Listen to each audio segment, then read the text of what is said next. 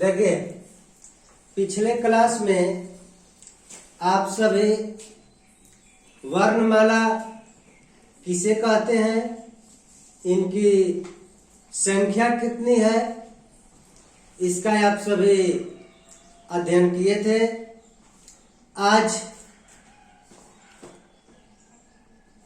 हम लोग समझने का प्रयास करेंगे कि वर्ण कितने प्रकार के होते हैं।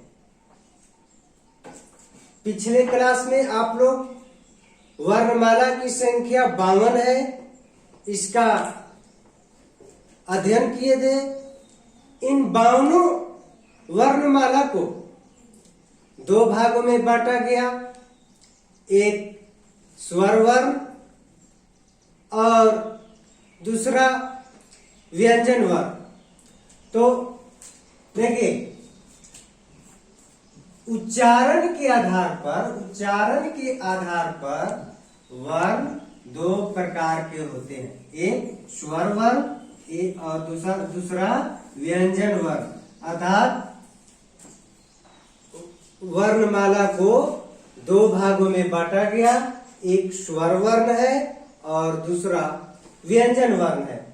अब स्वर वर्ण कहा गया है जिन वर्णों का उच्चारण स्वतः होता है उसे स्वर वर्ण कहते हैं, या दूसरे शब्दों में कह सकते हैं कि जिन वर्णों का उच्चारण अपने आप हो उसे स्वर वर्ण कहते हैं।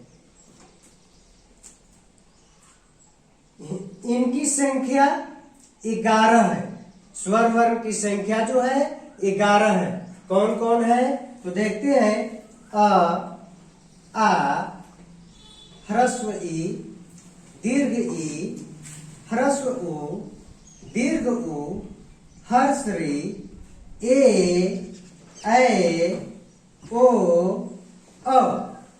यानी कि ये 11 जो है स्वर वर्ण है। इनका उच्चारण करते समय जब हम इनका उच्चारण करते हैं तो किसी दूसरे वर्ण की सहायता लेनी नहीं पड़ती है। हम लोग देखते हैं, उच्चारण करके देखते हैं। जैसे अ, यदि हम अ बोलते हैं अ, तो इनका उच्चारण स्वतः हो रहा है, अपने आप हो रहा है। इसमें किसी दूसरे वर्ण की सहायता लेना नहीं पड़ रहा है।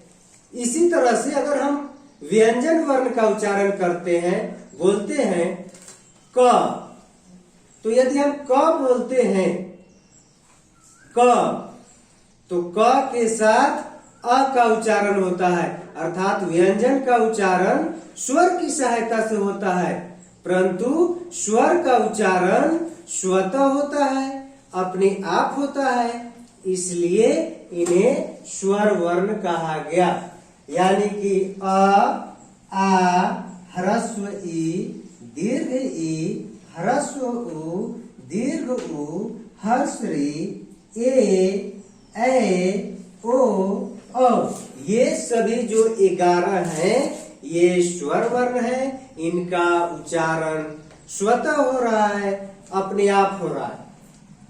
एक बार फिर से समझ लीजिए। स्वर वर्ण यानी कि जिन वर्णों का उच्चारण स्वतः होता है या अपने आप होता है उसे स्वर वर्ण कहते हैं। स्वर वर्ण किसे कहते हैं?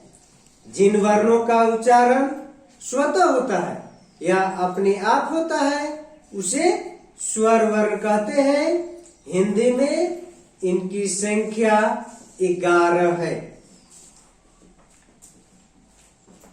देखिए 11 कौन कौन है? आ का उच्चारण कर रहे हैं, किसी अन्य ध्वनि की सहायता लेनी नहीं पड़ रही है।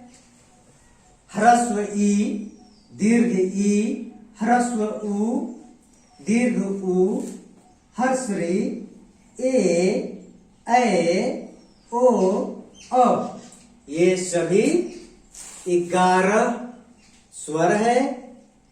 अगला देखिए, आप सभी व्यंजन किसे कहते हैं इसे समझने का प्रयास करेंगे। हमें उम्मीद है, आशा ही नहीं पूर्ण विश्वास है कि आप सब इसे अच्छी तरह से समझ चुके होंगे।